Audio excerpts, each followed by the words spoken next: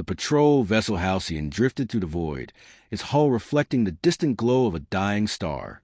Captain Elise Voss sat in the command chair, her dark eyes fixed on the endless black beyond the viewport. It had been a routine mission. Border reconnaissance, charting anomalies, watching for debris fields that could threaten inbound transports. Nothing unusual, nothing remarkable. Until now. "Captain, I'm picking up a signal," Lieutenant Darrow announced, his fingers dancing over the sensor array. "Weak, intermittent. It's old." Voss leaned forward. "Source." Darrow hesitated. "A ship adrift? No registry match in any known database. But it's human." A quiet ripple of tension passed through the bridge crew. A derelict human ship in uncharted space was a rarity, a mystery wrapped in vacuum and time. Most vessels lost beyond the frontier were never found again. "Visuals?" Voss asked. The main display flickered to life. The ship loomed in the darkness, vast, angular, a relic of another era. Its hull was pitted and scarred, its outer plating worn down by centuries of silent drift. No running lights, no movement, just a steel corpse in the void. "Life signs?" "None detected," Darrow said. "But there's residual power. Something is still running in there." A silence stretched over the bridge. The implications were clear. Power meant systems. Systems meant data. And data meant answers. "Commander Hale, prepare an away team," Voss ordered. "Darrow, keep scanning. If anything so much as flickers, I want to know about it." Minutes later, Voss stood in the airlock, suited up and ready. She rarely joined away missions anymore. Captains weren't supposed to. But something about this ship unsettled her. It felt like a question she needed to ask herself. The boarding shuttle detached from Halcyon and drifted toward the derelict. As they neared, the size of the vessel became even more daunting. It was massive, larger than any human craft Voss had ever seen outside of a colony transport. Docking was rough. The ship's automated systems were long dead, requiring Hale to make a manual connection. When the hatch finally groaned open, a thick, stale air seeped into their helmet's filtration systems. The emergency lights inside flickered weakly, casting long, shifting shadows against the walls. "Atmosphere's thin but stable," Hale reported. "Gravity generators are flickering in and out." They stepped inside. The corridor stretched ahead, lined with darkened terminals and broken bulkheads. Every step echoed, the ship's emptiness swallowing the sound. "This ship is ancient," whispered Lieutenant Sato, their engineer. "Look at the architecture. This predates even the earliest deep space fleets. Then how is there still power?" Hale muttered. They pressed on, passing through skeletal remains of what once must have been a crew. Desiccated bodies lay slumped against bulkheads, some still strapped into their stations. They bore no signs of violence. No holes, no burns, no shattered bones. It was as if death had simply taken them where they sat. Voss knelt by one of the corpses, examining the insignia on its uniform. It was unfamiliar, but undeniably human. The name tag had long since faded. "Check the logs," she said. "If the mainframe still has anything." A whisper, soft, almost imperceptible. Voss turned sharply. "Did you hear that?" The others exchanged uneasy glances. "Hear what?" Hale asked. She frowned. Maybe it was just interference in her comms. Maybe. Then a flicker. A terminal along the wall sparked to life. Sato rushed forward. The system still operational. He pressed a few keys. The interface was archaic but functional. A message appeared on the screen. "To those who find this ship, leave." The crew stood frozen. The words pulsed on the display, as if the ship itself were breathing. "Captain," Darrow's voice crackled over comms, suddenly urgent. "You need to get out of there. Now!" Voss pressed her earpiece. "What is it?" "I'm detecting a surge in power, shipwide. Something just woke up." Before she could respond, the lights above them roared to life. The ship trembled, systems booting up all at once. And then, from the darkness beyond the corridor, something moved. The hum of awakening machinery reverberated through the ship's corridors, rattling to the metal framework, like a pulse returning to a long-dead body. Elise Voss steadied herself against the wall, heart hammering as emergency lights flickered from deep red to a sickly, inconsistent white. Somewhere beyond their sight, the ship was coming back to life. "Report," she barked, her voice cutting through the rising tension. Sato was already at the terminal, fingers flying over the archaic interface. Power surge originated from deep within the ship. Something's drawing from a hidden energy core, way beyond anything the ship should still have. He glanced at the others, concern shadowing his features. This thing isn't just running on reserve power. It has a dedicated system, and we just triggered it. Hale drew his sidearm, the subtle shift in his stance telling Voss he was on high alert. "Captain, we should fall back. This isn't salvage anymore. It's unknown tech. We don't know what else just woke up with it." Voss clenched her jaw. He was right. Every instinct screamed at her to retreat. And yet, something deeper, a captain's obligation to uncover the truth, to understand the ship's purpose, held her in place.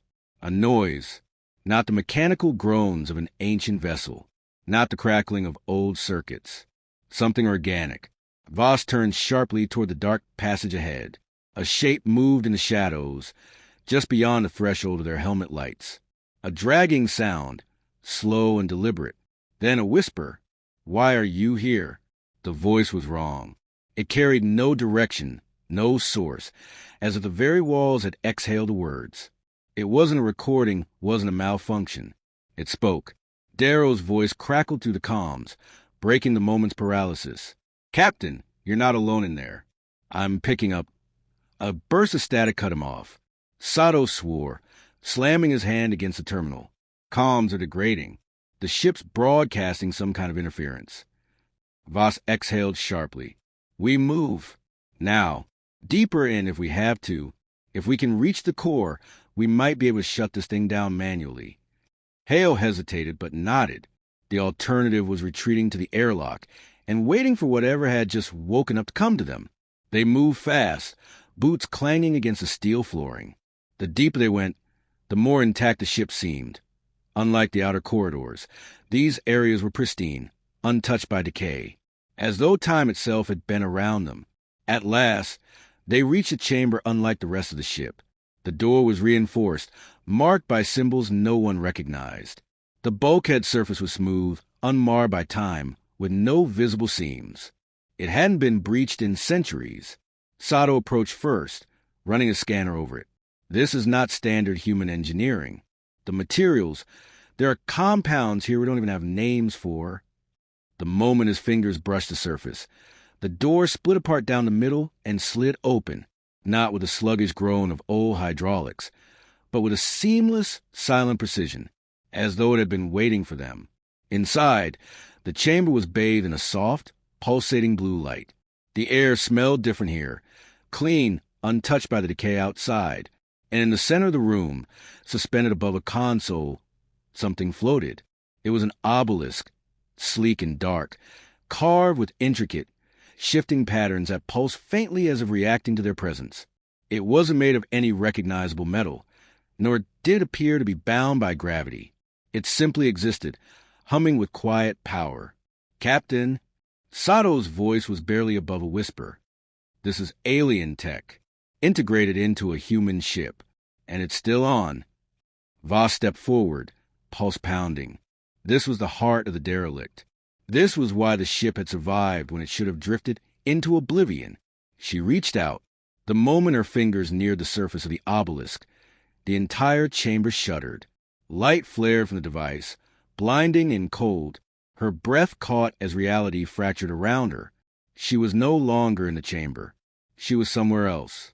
The ship's corridors stretched infinitely, looping in on themselves, shifting like a living thing.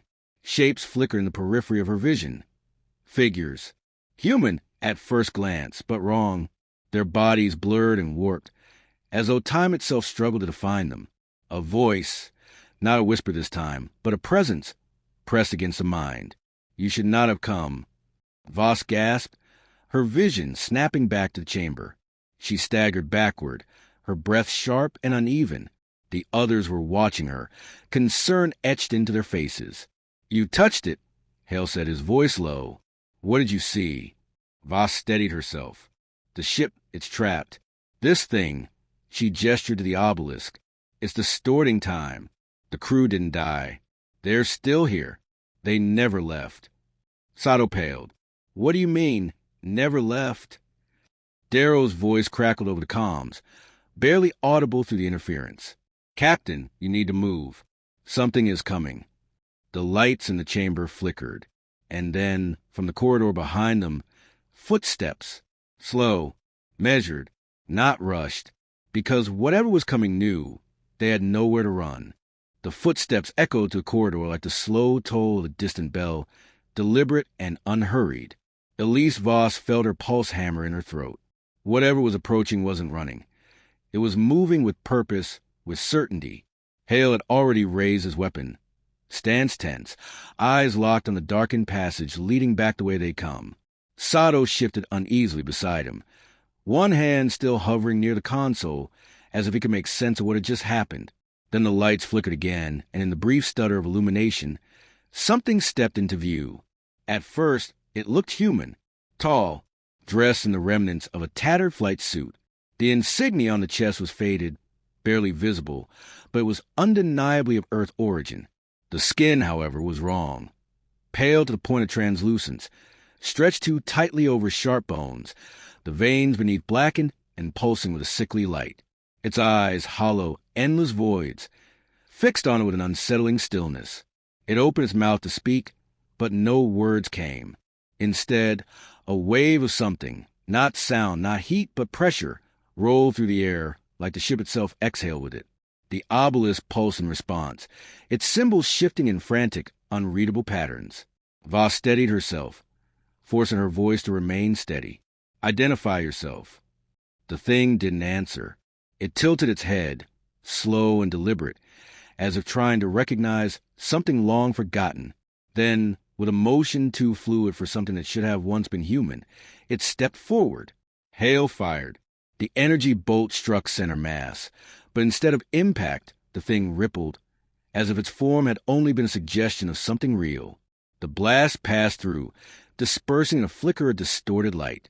Then it moved, faster than anything that size should have been capable of. It closed the distance between them in a blink, and before Voss could react, Hale was airborne, hurled backward by a force that hadn't touched him. He slammed into the far wall, his body hitting the steel with a sickening crack before collapsing in a motionless heap. Sato screamed as the creature turned its empty gaze toward him. The pressure in the room deepened, a crushing weight pressing into their skulls. Thoughts flickered, became unfocused, as if something inside them was unraveling. The obelisk pulsed again, and suddenly Voss understood. This was no simple relic. It was a beacon, a prison, a tether to something far older than the ship itself. The crew hadn't perished. They had been consumed, their existence twisted into something unrecognizable. This thing, whatever remained of a once human mind, wasn't hostile in the way a predator was. It didn't act out of hunger or malice. It was simply following a directive, one ingrained so deeply into its being that time itself could not erode it. Protect the beacon. Keep them here. Voss forced herself to move. Sato, she snapped, pulling him back before the thing could reach him. Shut it down. Whatever this thing is, it's tied to that obelisk. Kill the signal. Sato was shaking, but he nodded, fingers fumbling over the console. The creature twitched, sensing the change. The hollowness in its gaze shifted. Not anger, not fear, but something else. Recognition. Not again. The words weren't spoken. They arrived, bypassing the ears, pressing directly into mine like an echo from something ancient. Then it lunged. Voss barely shoved Sato aside in time. The force of the thing's presence sent a shock wave through the room, knocking her to her knees. A coldness seeped into her bones, like she had stepped into the vacuum of space without a suit. Sato gritted his teeth, slamming his hand down on the console. Sparks erupted. The obelisk's glow faltered, the shifting symbols slowing. The creature screamed, not in pain, but in something deeper, something primal. Then the ship began to collapse. The walls shuddered, metal groaning as if reality itself had stretched too thin. The pressure in the room lifted all at once, sending both of them sprawling. The last thing Voss saw before the lights failed completely was the creature's form fracturing, breaking apart into slivers of light and shadow, spiraling into the obelisk as if it were being pulled back into whatever hell had spawned it. Then silence. Total, consuming silence. The obelisk lay dark. The thing was gone. But as the ship trembled around them, Voss knew one thing with absolute certainty. They weren't safe yet. The silence was worse than the noise. The moment the obelisk went dark, the ship seemed to exhale, its oppressive weight lifting, but the absence of sound carried a deeper tension. Elise Voss pushed herself upright, her body aching from the impact of the force that had thrown her down. The air felt thinner now, charged with something just beneath perception.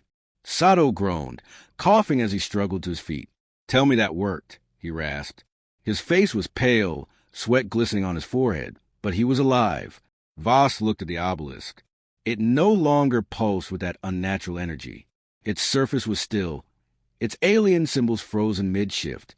The ship was still shaking, but something about it felt different now. Less like an imminent collapse and more like a recalibration.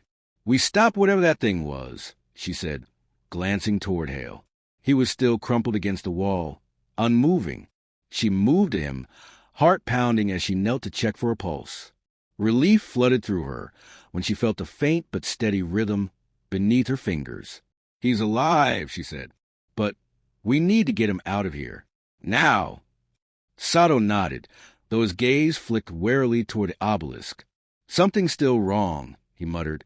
"The ship hasn't stabilized. It's restructuring." As if to confirm his words, the walls shifted, not violently, not as if the ship were breaking apart, but more like the corridors were rearranging themselves, rewriting their own architecture.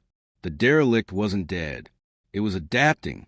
A new sound cut through the silence, a low, distant rumbling, rhythmic and deep. Footsteps, but not from one entity, from many. Voss shot a glance toward the corridor, where the creature had first emerged. The darkness there felt heavier now, as if it wasn't just shadow but an open void. Sato's fingers twitched toward his weapon. We woke something else up. Voss forced herself to stay calm. "Move." She slung one of Hale's arms over her shoulder, and Sato grabbed the other. Together, they dragged him toward the exit, muscles burning with the effort. Every step felt too slow. The ship continued shifting around them, bulkheads closing off old pathways, opening new ones as if directing them somewhere, or hurting them. Their comms crackled, and Darrow's voice cut through the interference. "Voss, we've been trying to reach you. Systems are going crazy out here. The ship's expanding." Voss gritted her teeth. "We noticed. Prep the shuttle. We're getting out." Static swallowed his response. "Then, you don't have time. Some things." Silence. Then a whisper, threading through the ship like a breath against the skin. "You were never meant to leave." The ship lurched, the floor tilting beneath them. A door at the far end of the corridor slid open, not with the sluggish creak of an old vessel, but with a smooth, calculated efficiency. Beyond it, a dark expanse stretched out, lined with towering structures that hadn't been there before. Sato cursed under his breath. "That's not the way we came." "No," Voss said, breath quickening. "It's leading us somewhere." Sato turned, gaze darting between the shifting corridors. "We can't trust it. We need another way." A sound like tearing fabric cut through the air. From the darkness, they emerged. Not just one. Not just the thing they had encountered before. Dozens. Figures draped in the remnants of human uniforms. Their bodies twisted by time and something far worse. Their faces were blurred, shifting between what they had been and what they had become. Some moved with jerky, unnatural steps, while others drifted, untethered to gravity, their voices layered over one another, a tangled mess of whispers and echoes. "Stay. Join us. Become." Hale stirred weakly against Voss's side, groaning, but there was no time to stop. The corridor ahead was the only open path. "Run," she snapped. They sprinted. The creatures followed, moving with that same eerie deliberation, never rushing, never stumbling, as if they knew there was no escape. The walls pulsed around them, reshaping the ship as they moved. The passage widened, revealing something new, a chamber of light, its walls lined with consoles humming with familiar yet alien energy. And at the center, a second obelisk. This one was different, smaller, more refined, and it was open, its core swirling with an energy that felt paradoxically ancient and newborn at the same time. Sato skidded to a stop, eyes widening. That's control system. Voss turned to him. Can you shut it down? He hesitated, fingers hovering over the interface. I don't know if shutting it down is the right move. If the ship is rewriting itself, maybe we can redirect it. The creatures closed in. Voss made a split-second decision. Then do it. Sato's fingers danced over the console, deciphering patterns far beyond human comprehension. The obelisk responded immediately, its glow intensifying. The walls around them stabilized, the shifting corridors halting. The creatures stopped. They stood at the threshold of the chamber, their forms flickering, faces contorting between agony and something else. Relief. Then the whispers came one last time. Release us. Voss met Sato's gaze. He swallowed hard. I think they've been trapped here for centuries. Then end it, she said. Sato pressed the final command. The obelisk's glow flared, the energy within unraveling in a pulse that washed through the ship like a cleansing fire.